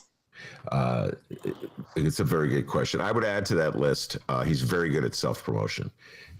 So I'd say he's exceedingly good at self-promotion, which is why his name, I think he's the one who's putting his name out there. Yeah. I don't think anybody else is. About himself. Yeah. By the way, did you hear I'm being considered for transfer? I'm going to start doing that for myself. Yeah, maybe you could be considered for transportation secretary, Ben. I don't think so. That would probably mean I'd have to get up earlier in the morning than 10 o'clock. All right, let's move on to your latest story that's in the Reader. It's an excellent story. I've already riffed on it on the show. Speaking of transportation. Yes, speaking of transportation. And part of the reason I riffed on it, I'll let you talk about the story, but I just want to give a shout out to the great Michael Girardi. A dear friend of the show and a great musician, writes wonderfully satirical protest songs. Largely, some of them are based on stuff he hears on the show. His hit Tax Increment Financing. How about that, Maya? A song called Tax Increment Financing. And it's just a great song. And I love his music. And he's quoted in this story. So it's a small world. We'll get into how you and Michael Girardi hooked up, but talk about the story. I'll read the headline and then you take it from there. Hold on, let me go. Lightfoot turns city's infrastructure into weapons against protesters. Go ahead, Maya, take it from there. Yeah, so this was a story that I was actually approached to write by The Appeal, and we've co-published it with The Reader, but it's a story about, basically the Appeal is based, the main editorial staff is based in New York, and I got a call from one of the editors there who was basically like, what's going on with all these bridge raises? I mean, in New York City, Andrew Cuomo, in conjunction with the pandemic, like limited the service of the subway system, the MTA, and it obviously had a huge impact on a lot of working people, especially essential workers. And so the question was, you know, what's been the effect of these bridge raises? Because we keep seeing it. We keep, you know, just every time there's a big protest popping off in Chicago, we see these stark images of the bridges raised. We hear about the CTA being shut down, but is it having an effect on just people trying to get around for work? So I basically, I was curious about this myself. I didn't really, I hadn't thought about this in much depth before. I guess I kind of assumed that people's work routines were being disrupted, but it seemed like a worthwhile thing to try to pursue a few of these stories and get a few people's perspectives kind of in one place. And so I put out a call on Twitter asking to hear from folks who had been affected in their work commutes. I was also interested in, whether people's healthcare routines were in any way disrupted. Of course, not surprisingly, I heard back from a bunch of people, actually, including Mike Girardi. Several people put me in touch with friends of theirs that were affected. And the stories that emerged were, in some cases quite tragic. I mean, starting with the first big protest back on May 30th, right after the video of George Floyd's killing came to light and kind of the entire nation took to the streets, people were stuck in dangerous situations. People were not just kettled downtown, like the protest. It wasn't just protesters that were kettled downtown and kind of subject to arrest and dealing with kind of this sudden restriction of mobility that had been announced, less than an hour before it took place. And often people didn't even know about it until a few minutes before it took place because it was sent out as an emergency alert through people's cell phones. And a lot of people didn't get those messages until a couple of minutes before 9. But lots of people who were just going about their work routine weren't able to get home. Some people slept in their offices. I mean, the most kind of, moving and impactful story that I heard from all the people that I interviewed was this woman who lives down in Roseland. I think she's at somewhere at 105th Street. So she lives about 14 miles away from her job in River North. And normally it takes her a couple of hours to get to work because she has to take either a couple of buses or the bus and the Red Line. She talked a lot about how inconsistent and unreliable the CTA service is just on a regular basis anyway. She works the night shift as a security guard at a hotel in River North. So her whole job is literally to protect property. And what she felt like was happening, starting May 30th and throughout the various moments of protest in the summer was the mayor was mobilizing the city infrastructure to protect property at the expense of working people. This is what I heard over and over again from the various people that I interviewed. People felt kind of abandoned. And the woman who was a security guard in particular, she was explaining that her job is dangerous for her as it is, because where she lives, going down the street in a security guard uniform, she's often harassed by young people. She feels unsafe because people identify her as a cop, even though she's not a cop. But she often has to be very careful about walking around in her uniform. She's been in situations where a CTA bus was taken over by some folks and the bus driver left the bus and she, had to hop off as well, which affected her work commute.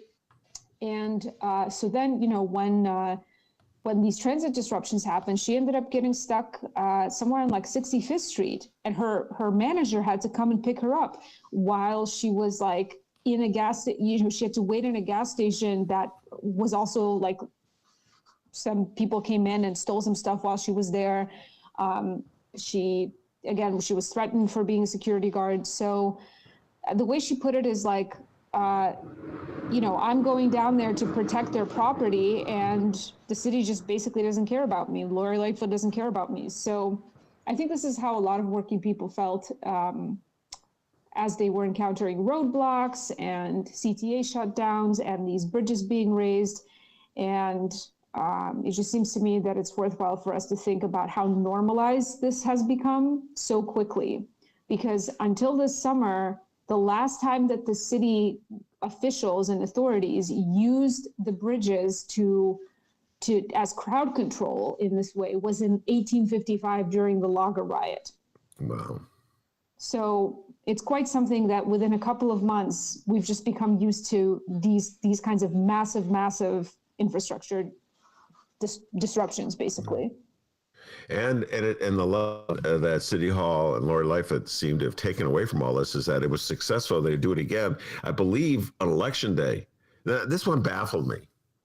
On Election Day, they raised the bridges as part of a preemptive move. I just never understood. Who do they think? What did they think was going to happen? You know what I mean? First of all, it's going to take a week to figure out with mail-in who would be the victor. And on Saturday, when the victor was announced, they raised it again. yeah, they raised it. Wow, people in Chicago are celebrating. Who is going to... That just, yeah, Biden won. So who's going to riot? MAGA? MAGA's going to come to Chicago and riot. So you're going to raise the bridges to inconvenience people in Chicago. So much of your article, there was by the way, a compelling, not just Michael Girardi's testimony, but the lawyer, I think his name is Alexander. I'm doing this from memory, criminal defense lawyer. Yeah, Robert Alexander. Really compelling story as well, about being trapped downtown and having to sleep in his office because he couldn't. I mean, they were stuck there. So I urge everybody to check the story out. But I'll tell you what, I don't know if you've seen City So Real. I've been talking a lot about it. Yes, let's talk about it. Well, yeah, we had Steve James, the director, on yesterday, and I'm just going to do a little promotion here. We're doing a series on City So Real. So next week, Neil Salas Griffin will be a guest. Ricky Hendon will be a guest on the show to talk about his role in the movie. I always enjoy having Ricky on. He's a lot of fun to talk to. And Timmy Tutton and Katie Tutton will be on as well. And to talk about, Tim Tutton's in the movie a lot, decrying. Tim and Katie are the first people we meet in the movie. Yeah. Yes, they are. And Tim is just, he got his fist in the air denouncing the Lincoln Yards giveaway. But so many of the themes raised in City So Real about the way in which power is allocated in Chicago, and so many communities and people are shut out, and they have to like bang the door to be heard. And then ultimately they may open the door an inch and then they slam it shut again. Some of that is like on display as thematically in the article you wrote. It's like nothing has changed in this city. That's one of my takeaways. What was your takeaway? From City So Real, my takeaway was it's sort of interesting how it was clear that when they were making this movie, like certain people gave them access and certain people didn't. And I'm sure that the calculation at the time was that the people who didn't give access either had something to hide, or they felt like they didn't need any extra exposure, and they just didn't need a documentary crew in their faces. And so it wasn't surprising, that the people who gave the access were, at the time of the election, a lot of people thought they were long shots. So Steve and his crew did not have a lot of access to Bill Daley and Tony Preckwinkle, apparently no access to Susana Mendoza. So what we have are these kind of interesting profiles of the lesser known candidates, and Lori Lightfoot, who of course ends up, we end up seeing quite a bit of her in detail in this film. I'm sure at the time they were, again, like they were, her campaign was coming from the kind of long shot position. So probably to them, it was a no brainer to let Steve and his crew follow them. But I guess to me, it just sort of reinforced the impression I have about Lori as a person, which I've had pretty much like since the beginning of the campaign and since my very first kind of glimpses into how she operates. This is a person who, maybe this is just endemic to politics, I don't know, but the way that the harshness with which she speaks about, her political rivals being screwed or somehow at a disadvantage in those scenes in the film that she's driving around in the car on speakerphone with her campaign team. Like, she clearly relishes winning, and she keeps grudges. Like, I feel like it came across in the film that this person is not a consensus builder. This is a person that, with a blacklist, basically. And not to say that I think that Tony would have been any different. I think the fact that Tony's campaign didn't give them much access. It seems clear they didn't get much access from Tony's campaign. I think that's pretty indicative of her political style as well. But yeah, I mean, Laurie likes being right. Laurie likes winning. And for, I think, many of her life experiences, she's probably, that approach, that kind of digging her heels in, has yielded the kind of results she's wanted.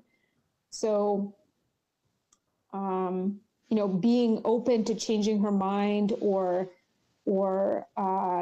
welcoming in people who were, you know, disagreed with her or fought her on something, I think is not in her political instincts. And the film just kind of confirms that. I mean, I just basically think that the film didn't show us anything we didn't already know about her from even just a year of living under her rule. Well, you're getting at the way she deals with other people, and I think you're absolutely right on target. The one thing that I noted and this kind of shook my head is listening to Lori Lightfoot as she drives around in that car, and F-bomb flying, by the way. That's fine. There's nothing wrong with cursing.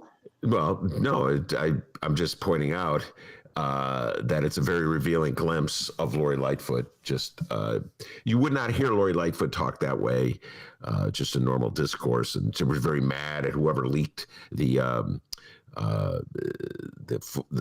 conversation that she had with the alderman, which probably shouldn't have been private in the first place. So anyway, I'm just saying it was a revealing glimpse of how she interacts with people. But when she talked about the way Chicago's fixed and rigged, and the way that they wrench concessions, powerful people try to wrench concessions from ordinary people to use their power, abuse it, and she denounced it. And then we discover she was doing some of the same things herself in this latest budget go around. So I was disappointed. I mean, I know you're smiling that I would be disappointed once again.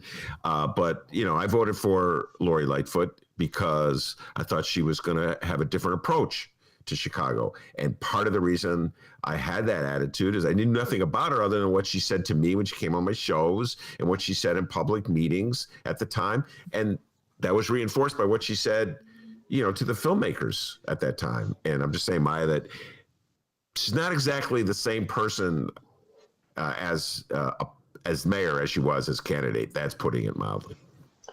Yeah, I actually think that she, in a lot of ways, she is the same person as mayor as she was as a candidate. I mean, what I saw in her as a candidate is a person that was, you know, marketing a lot of promises with lots of like good marketing that appealed to people who aren't, you know, I mean, your average person out there, your average voter is not like deeply interested in the political machinations that, you know, a longtime player like Tony Preckwinkle or Bill Daley might be involved in. So, you know, I think her message was simple and it came across, and there wasn't much of a record to run on, so there wasn't much of anything to explain.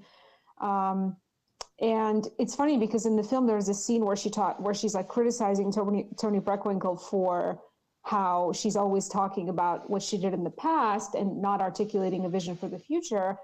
And I thought it was kind of a funny critique because, like, well, Tony had a record to run on. So of course she was going to talk about what she did in the past because, like, that's what she had to say about what kind of leader she would be.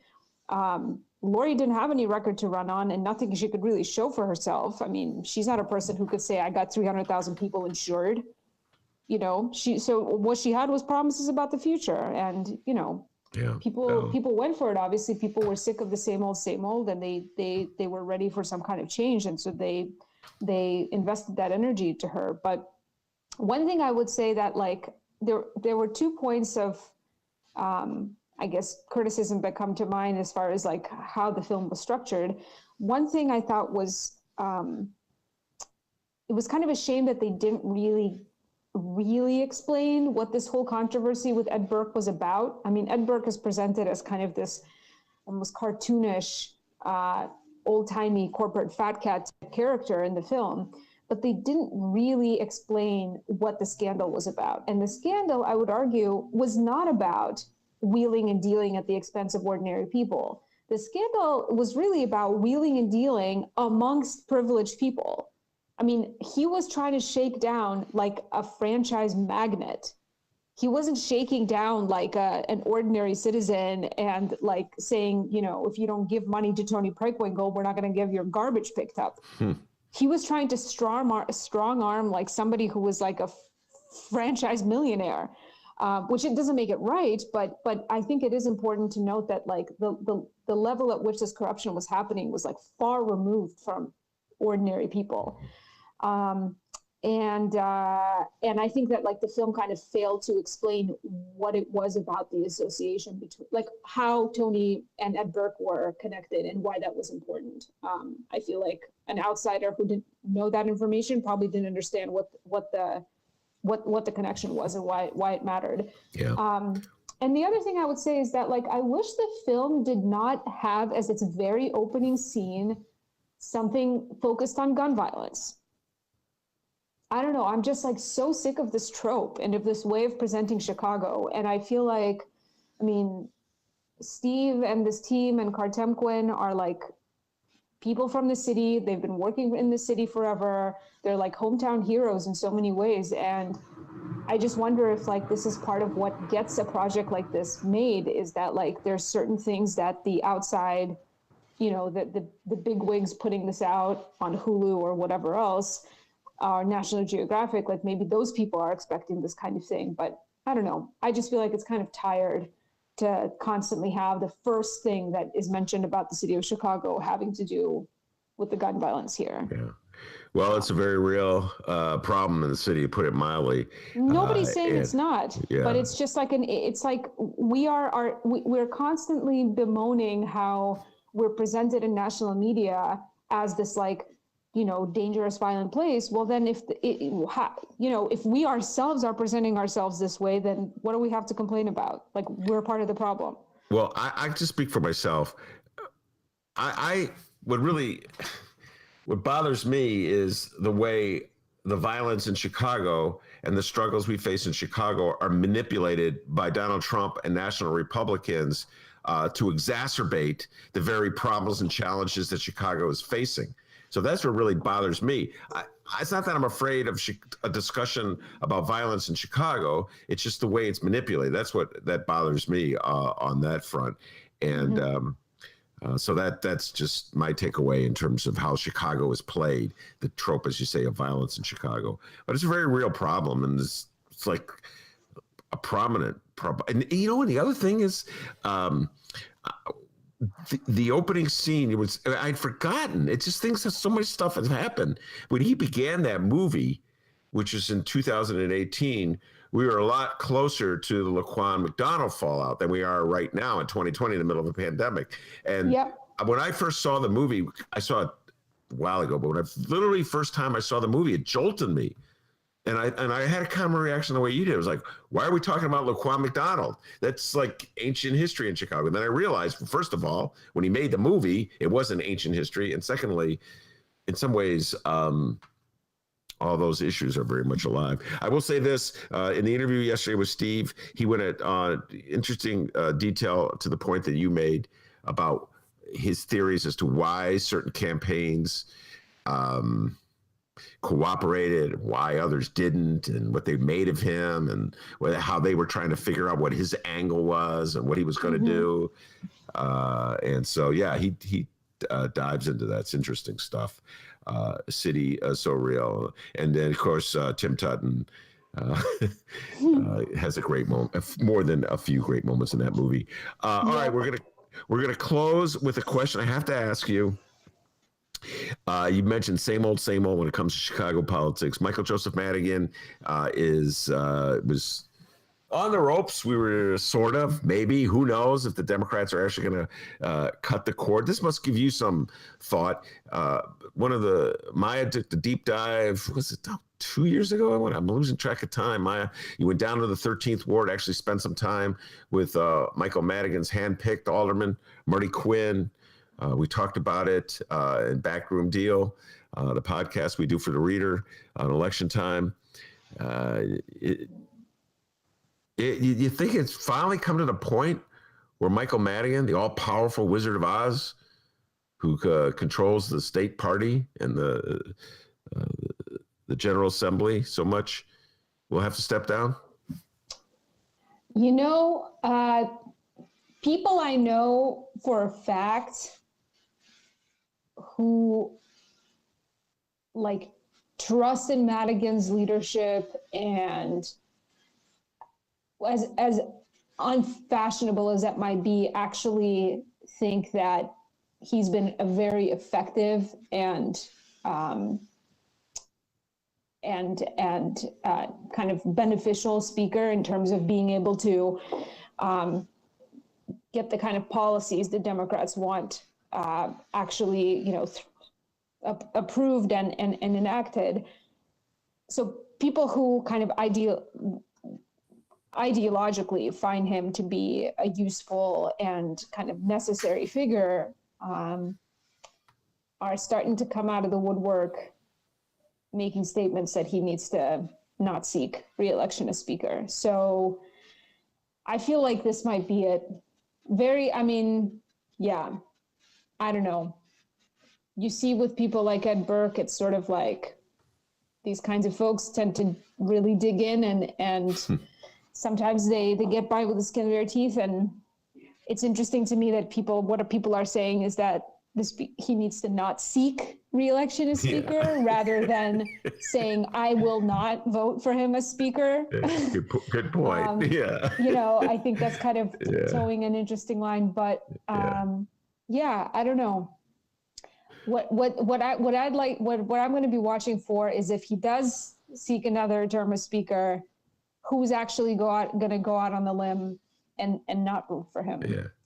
And I bet you there's way more people that are telling him not to seek the re-election now than are actually going to go out on the limb and cast that no vote. Yeah, no, that's a very good point. Yeah, a little subtle distinction there. Please, boss, step down so you don't put me in the uncomfortable position of having to vote against you. Please. Yeah, exactly. All right, Maya. Good to talk to you. Let's just remind folks one more time. Yes, December 1st, First Tuesdays is going to be online with the Hideout Online. Please grab your $5 tickets. It'll really help the Hideout. Is really struggling at this time, and you can find the event on Facebook. It's First Tuesdays Left versus Center. We're going to have Alderwoman Rosanna Rodriguez Sanchez and political strategist Peter Cunningham on with us. And you can also get the tickets at noonchorus.com/hideout. That's noon, like 12 o'clock noon.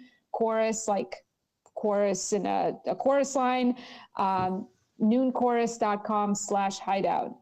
But you can find it on all our social media. We're promoting the hell out of it. So $5 lets you into the exclusive live stream. You're not going to be able to see it for free later. So just grab your tickets now, and we really look forward to the conversation.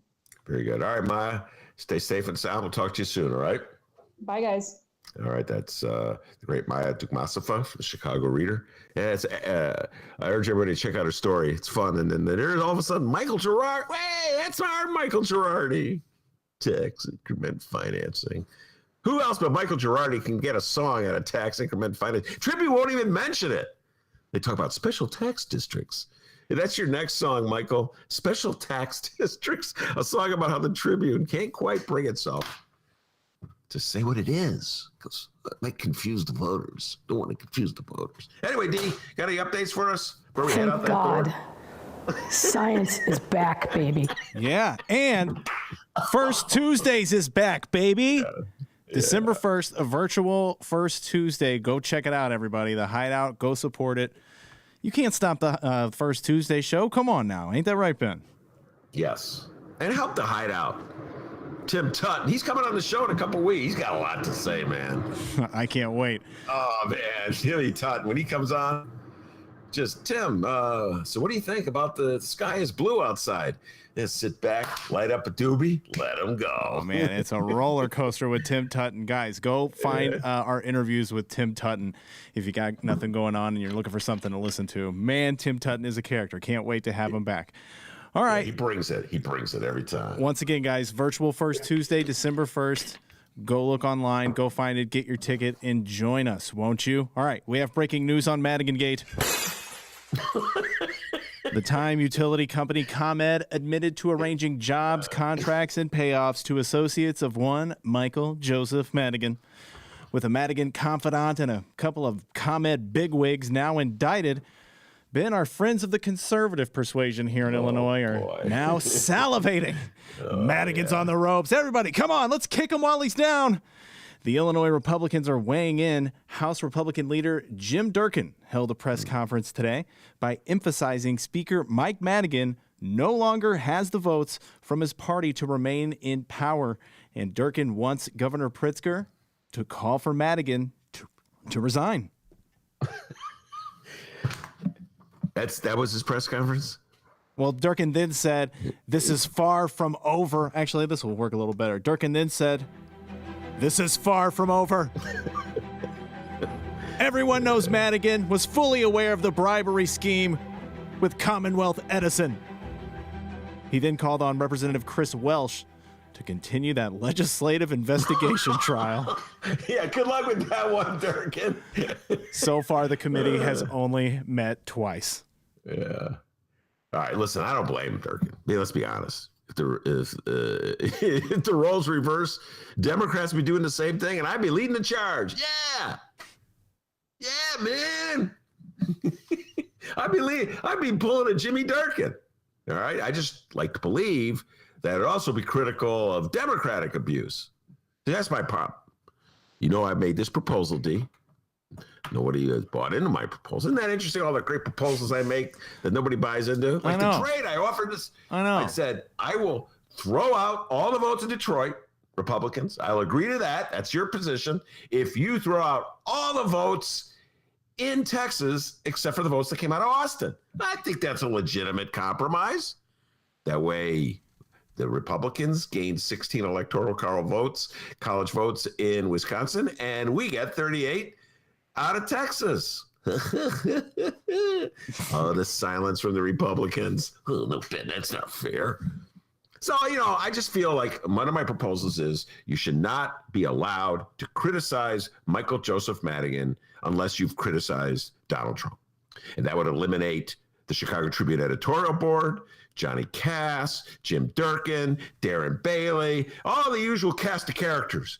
We're outraged, I tell you, by the abuses of Michael Joseph Madigan. Never seen anything like it in my entire life. Bruce Rauner. Hey, man, this is, by the way, Durkin, you should give a little shout out to Rauner. I'm just going to say it's Republicans. I know Rauner's a forgotten name in the state of Illinois. Nobody likes him. Nobody, even to the Republican persuasion. Jeannie Ives led the charge against him. Thought he was too liberal. So I know he's a forgotten man, but come on. The reason Michael Madigan is such a useful tool to you is that Rauner spent all that money demonizing him. So you should give Rauner a little thank you, huh? And I also find it really interesting that the rising star in the Republican Party right now is Rod Blagojevich. My advice to Michael Madigan right now, Mike, I've said this before, I'll say it again.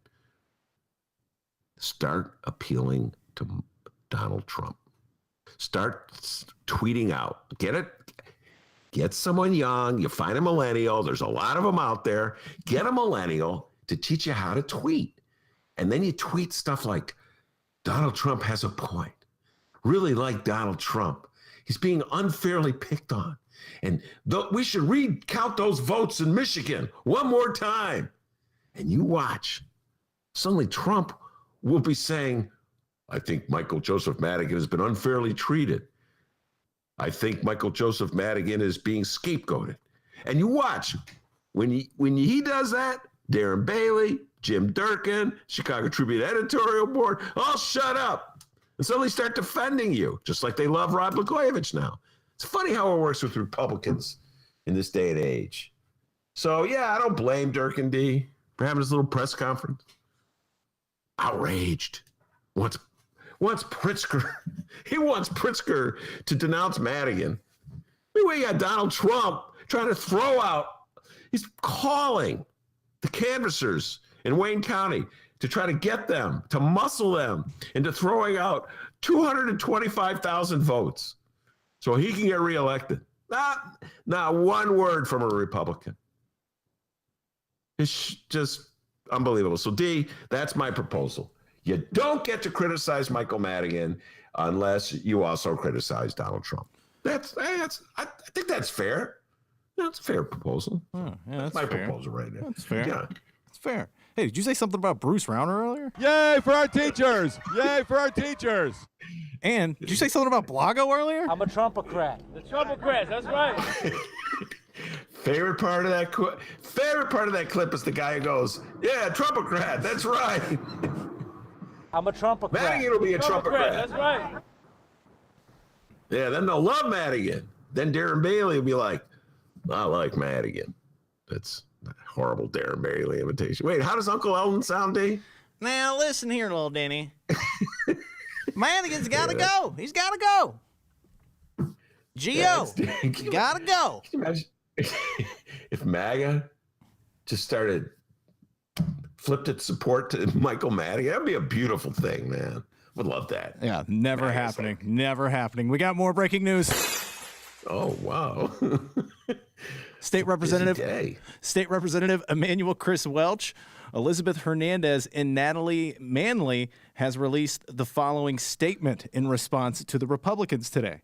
The statement here says, quote, "The federal prosecutor's indictments against former ComEd associates elaborate on the company's pattern of behavior, as was previously detailed in the deferred prosecution agreement. They do not, however, give members of this committee carte blanche to substitute partisan grandstanding for deliberate consideration." You know, Chris Welch, I'm just saying, you might want to reconsider. I don't know. It's easy for me to say. He's not my boss. But I don't know, Chris, you might want to inch away from Michael Joseph Madigan a little bit. I know loyalty is really important, and he led the party in the fight against Rauner. But these are some serious allegations, and it does not mean that you have to investigate them, as Jimmy Durkin wants you to. But I do think it means that the Democrats should reconsider where they're going. Just think about where you are going, Democrats, as a party. To take a look at the results of this last election. Where did you lose votes? Did you gain votes anywhere? Our good friend Bob Dibert lost downstate. Saw this. Bob Dibert lost. He was running for, the county board presidency in Madison County. He lost to a Republican. Bob Dibert lost. Ran for good New Deal Democrat downstate. Are we saying now, because of how Michael Madigan runs the party and he runs the House, and because of this ongoing corruption trial, that we're writing off all of downstate Illinois? We're writing off the North Shore suburbs? We're writing off Heidi Henry country? Is that what we're saying? Because of our loyalty to one man? I'm just, Dems, you got to think this stuff through. I remember in 1974 with Richard Nixon, Barry Goldwater. This is a famous story. Democrats love telling this story about how Barry Goldwater went to Richard Nixon and said, "Mr. President, the time has come for you to step down for the good of the country and your party," et cetera, and so forth. So when is a Democrat going to do that with Michael Joseph Madigan? I understand, again, probably more than any of you out there, how important he was in the 4 years of Rauner to stand up for union rights in this state and to fight Rauner. But we're in danger of becoming a red state. You think about that, Democrats. It's not guaranteed that Illinois will be a blue state forever. You got to think about where you're going and the best way to get there. All right. So, by the way, there is a bus waiting to roll over Madigan, currently waiting outside. There it is. That's the bus. It's out there. We got a lot of Democrats loaded up in there, including, and boy, my heart's aflutter this afternoon. Finally, State Rep Will Casardi is on the bus to roll over Madigan. And Ben Joravsky, I tell you, it's so hard to tell with you. I just got to ask you one more time before we go here. You on or off this bus? Come on, make a decision. I can't remember where I was. Nobody the last time you can. asked Nobody the question. can. You're on and off. Said you had to go to the bathroom, so you got off the bus. Can I make a decision tomorrow? My God. Can I drive the bus? Then technically I'm not on the bus. I'm the driver of the bus. You ever think of that distinction, D? It's a very nuanced distinction. All right? I want to be the driver of the bus. I don't know where I am today. Where are we going? No, I'm pretty much on that bus until it gets crowded. Then I'll get off the bus. Because, D, I don't like to be on a crowded bus. You're on the bus. Yeah, I'm on the bus. But as soon as it like gets really crowded in there, I'm hopping off. Come on, hopping off. Okay, cool. You're on the bus. All right, but hey, don't be a cheapskate. Come on, pay. How much is the ticket? How much is the ticket? You don't have your card?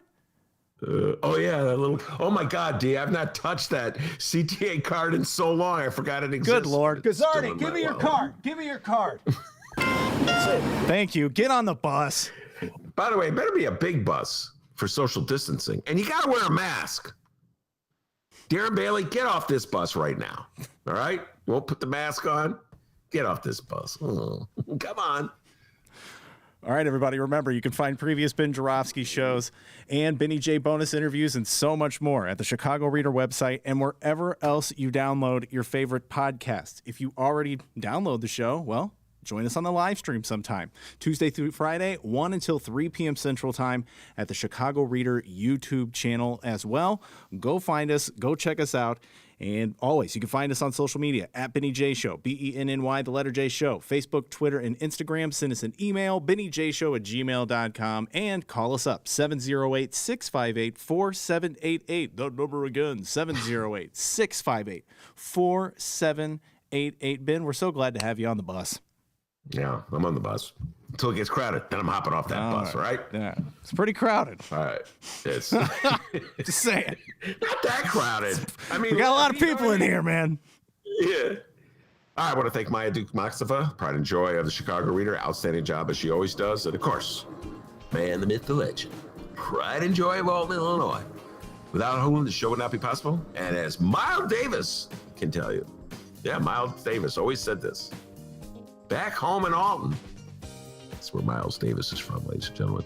Back home in Alton, they call him Dr. D. Give yourself a raise, take it out of petty cash. See you tomorrow, everybody.